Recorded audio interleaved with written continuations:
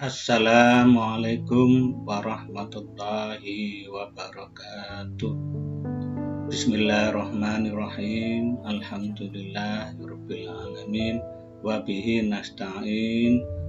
Wassalatu wassalam ala sayyidina Muhammadin wa ala alihi washabihi ajmain amma ba'du. Anakku semuanya, selamat berjumpa kembali dalam materi pendidikan agama Islam untuk kelas 12 multimedia, OTKP dan AKL. Anakku semuanya, pada pertemuan di hari ini adalah materi SKI, yaitu Sejarah Kebudayaan Islam, yang mana pada materi ini adalah lanjutan yang sudah Bapak terangkan pada hari-hari yang kemarin. Mari pada pelajaran hari ini kita awali dengan berdoa agar apa yang menjadi tujuan kita semuanya senantiasa diridhai oleh Allah Subhanahu wa Ta'ala. Anak-anakku semuanya, mari semuanya untuk menundukkan kepala seraya kita membaca Suratul Fatihah. Al-Fatihah. A'udzubillahi minasyaitonirrajim. Bismillahirrahmanirrahim. Alhamdulillahirabbil alamin. Ar-Rahmanirrahim. Maliki yaumiddin. Iyyaka na'budu wa iyyaka nasta'in.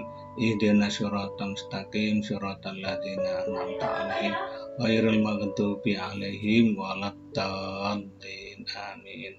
Anak-anakku semuanya, pada materi hari ini adalah strategi dakwah dan perkembangan Islam di Indonesia. Sebagaimana yang sudah Bapak jelaskan pada minggu yang lalu terkait dengan masuknya Islam di Indonesia. Tentunya kalian masih ingat sejarah Islam masuk ke Indonesia itu sejak Nabi Muhammad SAW mensiarkan Islam, berdakwah di tanah suci Mekah, masuk ke Indonesia adalah melalui sejarah sangat panjang, yang mana proses masuknya Islam di Indonesia itu ada beberapa versi jalur yang dilalui. Itu ada 2 jalur, yaitu jalur utara dan jalur selatan. Jalur yang utara yaitu rutenya dari kota suci Mekah, Damaskus, kemudian Baghdad, Gujarat, India, Sri Lanka, dan Indonesia. Jalur selatan yaitu jalur yang ditempuh oleh para ulama, para pedagang-pedagang Islam yang masuk ke Indonesia melalui kota suci Mekah, Arab Saudi, yaitu Mekah dan Madinah, kemudian Yaman, Gujarat, Sri Lanka, dan di Indonesia. Nah, dengan masuknya Islam melalui beberapa para pedagang yang membawa ke Indonesia itu sebagai bukti sejarah bahwa Islam itu masuk ke Indonesia sejak abad ke-7. Dengan bukti-bukti ada beberapa catatan dari Marco Polo, yaitu tahun 1292, yang tertulis bahwasanya ada salah satu penduduk di daerah Pelak Sumatera itu mayoritas memeluk agama Islam.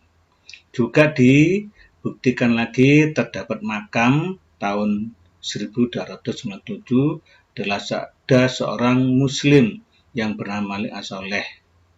Kemudian di Gresik juga ditemukan makam tahun 495 Hijriah atau 1010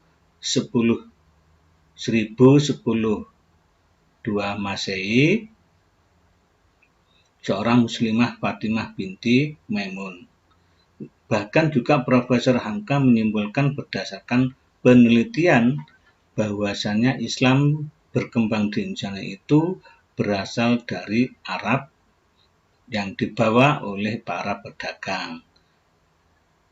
Ini membuktikan bahwasanya Islam itu berangsur-angsur masuk ke wilayah Nusantara ini melalui proses jalan yang damai. Nah, dengan perkembangan Islam yang ada di Indonesia ini begitu pesat, maka kita harus mengetahui sejarah awal mula Islam itu masuk ke Indonesia. Yang pertama adalah agama Islam di Sumatera. Di daerah pertama kali yang dimasuki Islam adalah Sumatera bagian utara.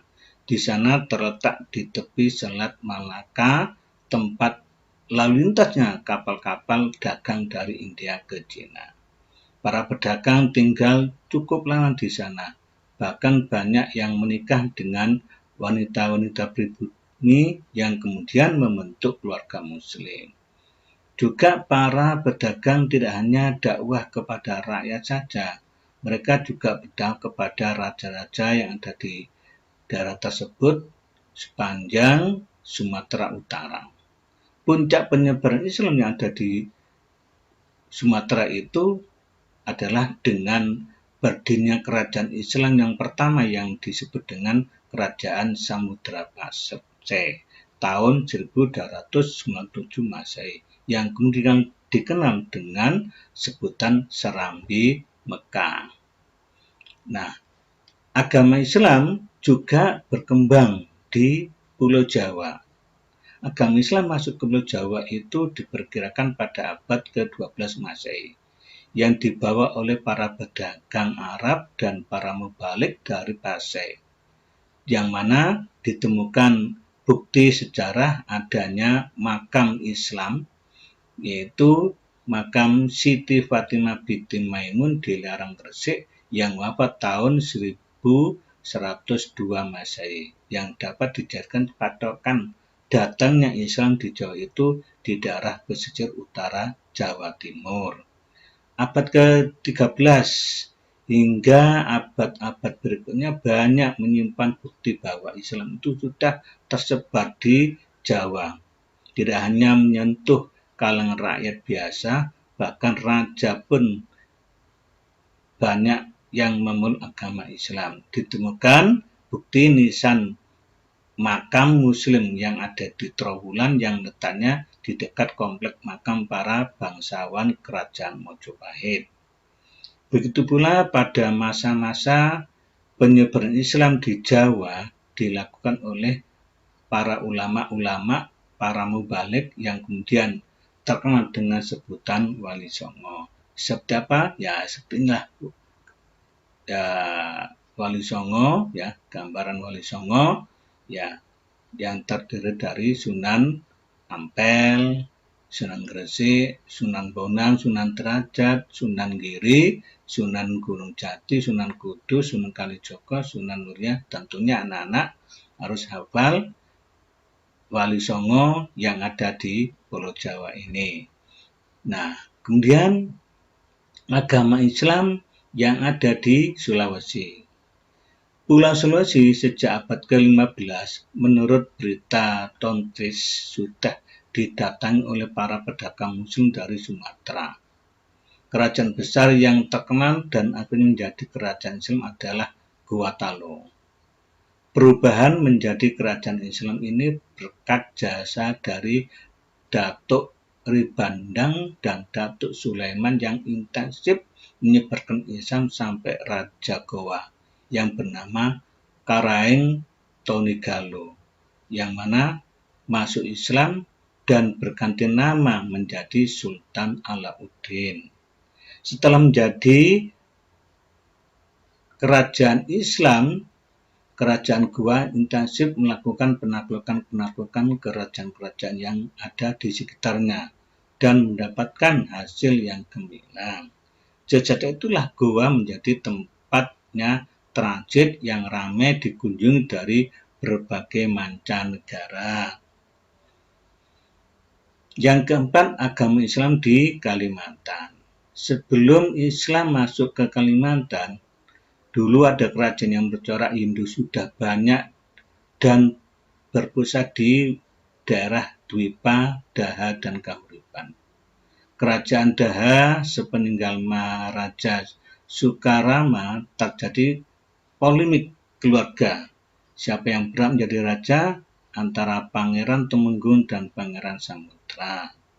Pangeran Samudra oleh para pengikutnya yang setia didaulat menjadi raja dan mendirikan pemerintahan yang membawai daerah-daerah Masik, Balit, Muhur, Guin, dan Balitung yang terletak di hilir Sungai Negara. Pangeran Samudra meminta bantuan Kerajaan Demak untuk memerangi Kerajaan Daha. Jika menang, maka mereka bersedia untuk masuk Islam. Nah, peristiwa ini yang terjadi tahun 1550 Masehi. Setelah menang, Pangeran Samudra masuk Islam dan memindahkan ibu kota kerajaannya ke Banjarmasin. Berikutnya, agama Islam di Maluku dan sekitarnya. Abad ke-15, agama Islam telah masuk dan berkembang di Kepulauan Maluku. Banyak raja-raja Maluku yang masuk Islam, di antaranya Raja Ternate atau Sultan Mahrum tahun 1465 sampai 1486 Masehi dan Sultan Zainal Abidin yang besar jasanya menyebarkan Islam sampai ke Irian, bahkan Filipina. Raja Tidore, yaitu Sultan Jamaluddin. Dilanjutkan lagi Raja Jailolo atau Sultan Hasanuddin. Raja Gacan atau yang dikenal dengan Sultan Zainal Abidin. Selain Maluku, Islam pun juga masuk ke Irian di daerah Miso, Jalawati, Pulau Waigeo, dan Pulau Gebi. Hikmah dakwah perkembangan Islam di Indonesia itu, nomor 1, Islam pada masa penjajahan. Dengan mengakarnya ajaran Islam di masyarakat Indonesia waktu itu mampu mengubah cara berpikir masyarakat dulunya yang bersifat sekretarian menjadi berjiwa nasionalis. Yang mana sikap nasionalis itu ditandai dengan banyaknya organisasi Islam yang lahir, seperti Jong Indonesia yang lahir pada bulan Februari 1927 dan berlanjut kepada Sumpah Pemuda pada tanggal 28 Oktober 1928. Semboyan yang diajarkan Islam yang berbunyi Islam adalah agama damai, tetapi lebih cinta kemerdekaan, sehingga mampu mendorong masyarakat Indonesia waktu itu untuk melakukan usaha-usaha mempertahankan kemerdekaan bangsa ini dengan berbagai cara.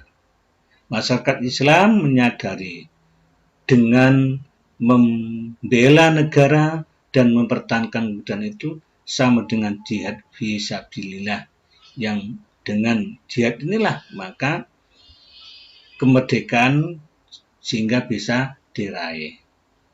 Nah, sekarang setelah Islam begitu masuk ke wilayah Indonesia, sekarang Islam pada masa perang kemerdekaan. Para ulama terpanggil untuk menyiapkan kader-kadernya, yaitu banyak diantaranya ada yang mendirikan organisasi atau pondok-pondok pesantren. Banyak organisasi yang berbasis Islam yang bermunculan, diantaranya Serikat Dagang Islam yang berubah menjadi Serikat Islam. Lahirlah Muhammadiyah, Nahdlatul Ulama, dan lain-lain.